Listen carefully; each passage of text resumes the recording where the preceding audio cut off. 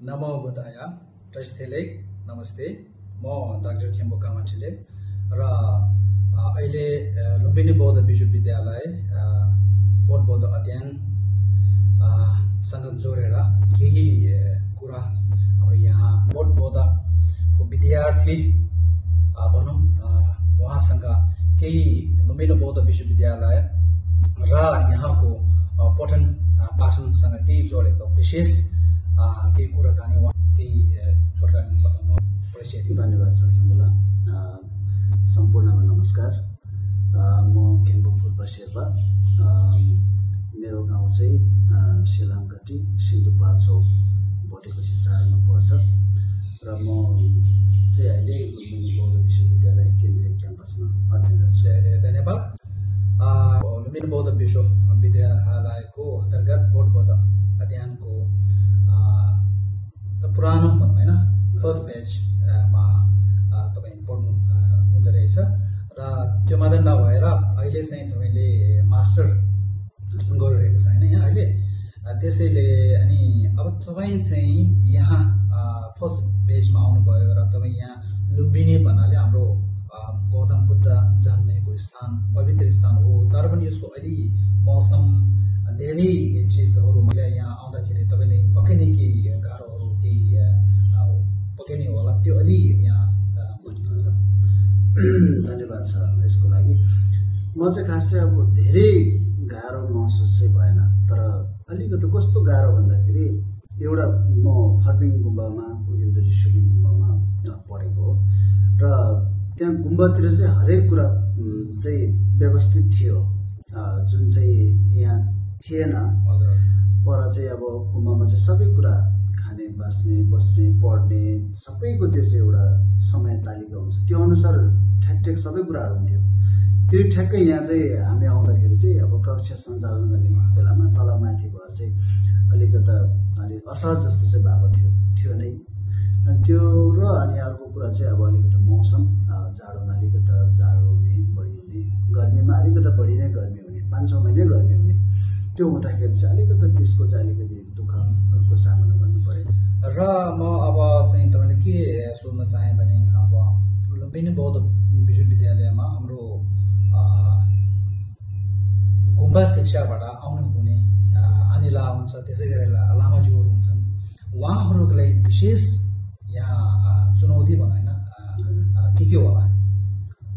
अब विशेष गरेर एउटा चाहिँ समय अनुकूलता, यहाँको जुन मौसमको सबैले भन्ने गरेको चाहिँ त्यो नै छ। एउटा गर्मी छ, अलिकति जाडोमा जाडो छ, गर्मीमा धेरै गर्मी छ भन्ने हिसाबले पनि सबै प्रायः जसोले त्यसरी नै लिनु भएको छ। किनभने हाम्रो गुम्बा शिक्षामा अध्ययन गर्ने भिक्षु भिक्षुणीहरू प्रायः जसो सबै अलिकता हिमाली भेगमा बसोबास गर्ने, त्यहाँ चाहिँ अलिकति जाडो मौसमसँग सानैदेखि गुलमिल भएको हुँदाखेरि एकैचोटि तराईमा आउँदाखेरि चाहिँ अलिकति गर्मीको महसुस खप्न नसक्ने, त्यो दुःख हुँदाखेरि चाहिँ अब त्यसमै त्योबाट कसरी मुक्त हुने भन्ने सोचले नै ग्रस्त हुँदाखेरि चाहिँ अलिकति पढाइमा अलिकति गाह्रो हुने जस्तो देखियो।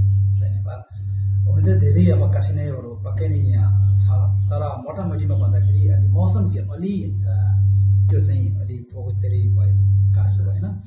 अनि एउटा चाहिँ अब हाम्रो गुम्बा शिक्षाबाट आउनु हुने अब भविष्यमा होला होइन, अनि लामाज्यूहरू पक्कै नै हाम्रो यहाँ पढ्नको लागि आउने कोसिस नै जारी छ र उहाँहरूको लागि अलि यो हाम्रो लुम्बिनी बौद्ध विश्वविद्यालय चाहिँ उहाँहरूको लागि कस्तो अवसर हो होइन, एउटा गोल्डन अवसर भन्न चाहे।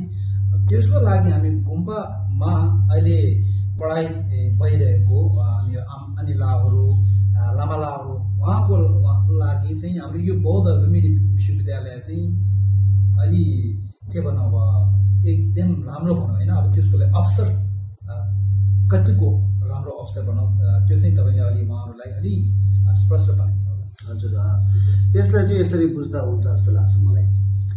गुम्बामा बसेर अध्ययन गर्ने, गुम्बामा बसेर जुन एउटा बुद्ध दर्शनलाई विश्वमाझमा पुर्याउने कुराहरू छँदैछ, त्यो सराहनीय छ। त्यो एकदम त्यो जति ठुलो काम त होइन, तर पनि अब त्यो मात्रै एउटा माध्यम चाहिँ होइन। विभिन्न प्रकारको माध्यमबाट बुद्ध दर्शनलाई विश्वव्यापी रूपमा सबैमाझ पुर्याउन सकिन्छ।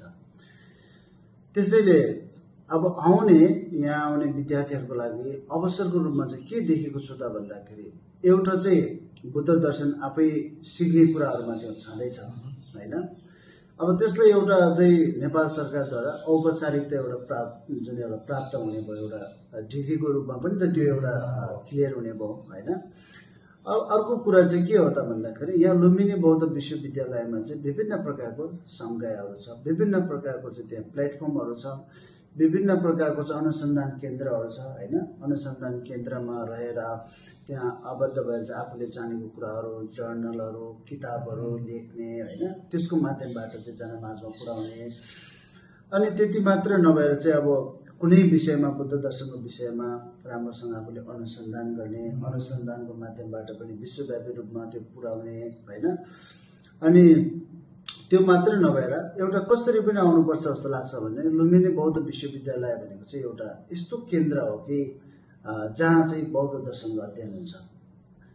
त्यसै कारणले गर्दा हाम्रो अहिलेसम्म चाहिँ जुन एउटा हिमाली जुन गुम्बाहरूमा जुन गुम्बा शिक्षा जुन हामीले अध्ययन गरिराखेका छौँ त्यसलाई चाहिँ हामीले एउटा नेपाल सरकारले चाहिँ एउटा औपचारिकता दिइरहेको अवस्था छैन।